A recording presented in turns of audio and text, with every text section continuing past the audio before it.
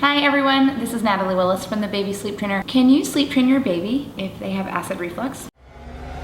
A lot of the times families come to me asking me this question thinking that there's no possible way they're going to be able to address their child's sleep because they have acid reflux, and I'm here to tell you that that's not actually usually the case. First of all, we're talking about babies who are 16 weeks of age counting from their due date or older, whose families are looking for them to learn how to fall asleep independently without help. So go down, awake, fall asleep, sleep through the night, have however many feedings their pediatrician says that they need. If your child is medicated for their reflux or it is otherwise controlled with their diet or other methods that you may be using to address their acid reflux, and your pediatrician says, yep, it's okay, you can sleep train, then they can really be successful, mostly like other babies. Babies who have really severe acid reflux though, who are not medicated and whose parents find they are constantly spitting up and throwing up anytime they're laid down flat, might have a little bit harder of a time. But I will tell you that most families who attempt to sleep train, whether their child is medicated or not, and stick with it for 1 to 2 weeks with their doctor's approval, tend to be just as successful as any other family.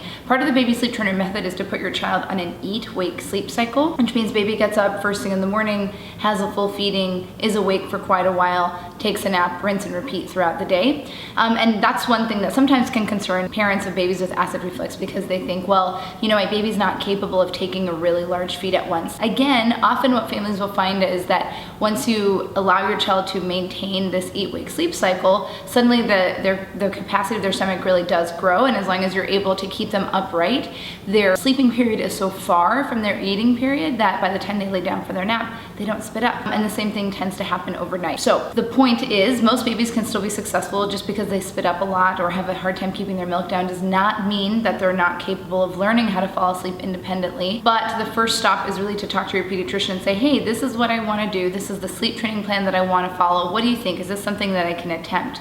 And then going from there and sticking with it consistently for 1 to 2 weeks and seeing if it works for your family. Don't forget to subscribe and to like this video.